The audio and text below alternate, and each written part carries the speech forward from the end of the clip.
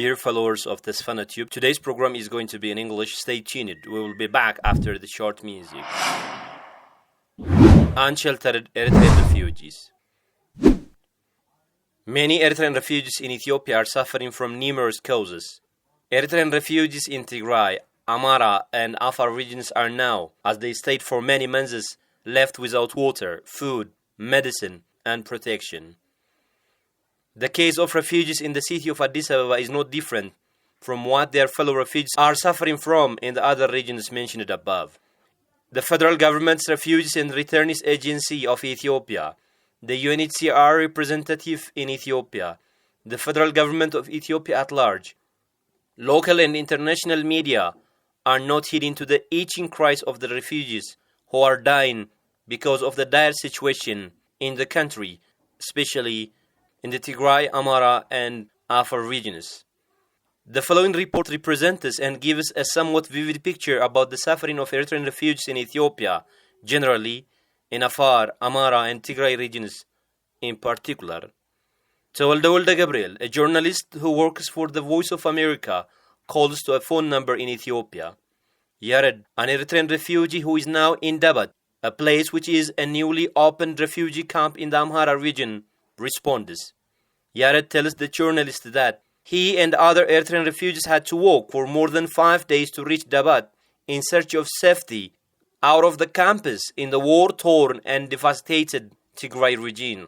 According to Yared, the refugees who are looking for shelter were so afraid of not being noticed by militants who were scattered all the way from Tigray to the Amhara region. As the explanation of Yared puts it, many on their way were wounded from the fires of different armed groups. Some were killed, and some were arrested, out of whom the whereabouts of so many Eritrean refugees is yet unknown.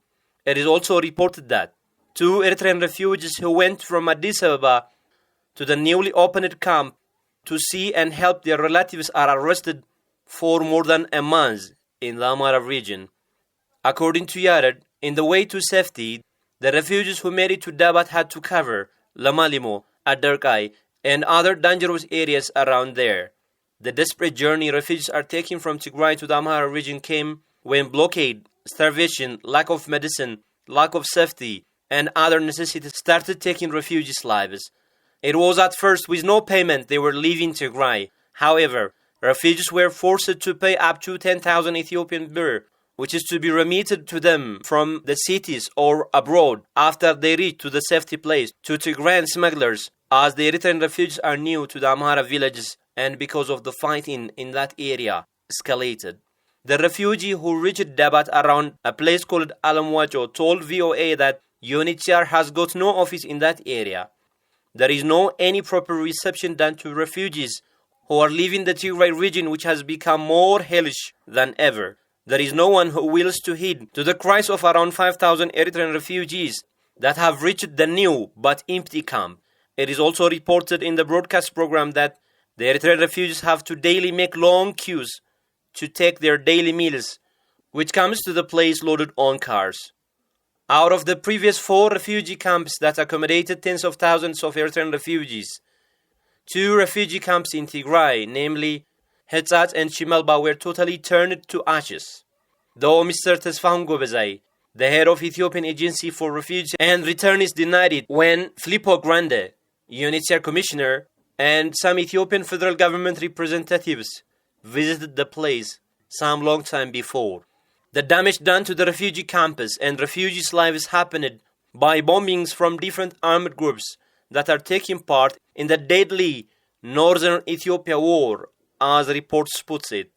The other remaining 2 refugee camps, Adharsh and Bai Aini, that are said to have kept around 25,000 Eritrean refugees are now unsafe to refugee lives, as the remaining refugees are suffering from hunger, looting, different abuse and harassment, shooting, as well as disappearance has become common that are done by armed men of the TPLF.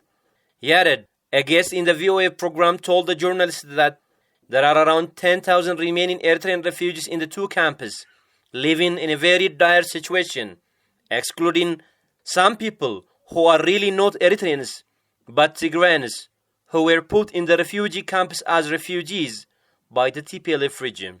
The TPLF regime and the Ethiopian Agency for Refugees and Returnees, who was formerly controlled by the TPLF cadres, is accused by many concerned Eritrean refugees of sending many youngsters who are Ethiopians using the names of Eritrean refugees, who are now left to wait to get resettlement for a number of years. Yared went on to say that there are Amara looters who want to buy arms and take part in the fighting that is going on by looting the properties of the coming Eritrean refugees. Recently, the refugees who made it to the Dabat camp suffered from shooting, stoning, and looting by unidentified people who are around that area. It is reported that the recent attack left 8 Eritrean refugees wounded. Eritrean refugees are now restricted to leave the camp for any purpose after 8 p.m. Women and children among the other refugees are the most affected by the situation in the Amhara, Afar, and Tigray regions refugee camps. We, the presenters of this report, call on the Ethiopian federal government, United Nations Higher Commission for Refugees, African Union, the Amhara, Afar, and Tigray regional governments, to the International Committee of Red Cross and Crescent, World Food Programme, Human Rights Watch, Amnesty International, and other concerned international bodies to work for the safety of Eritrean refugees in Ethiopia. Though late, it is better late than absent. Dear followers of TesfanaTube, we're going to come in the next programs with English and Amharic programs. We hope you're going to be informed on current such issues, and we kindly request you to follow us and subscribe to our program.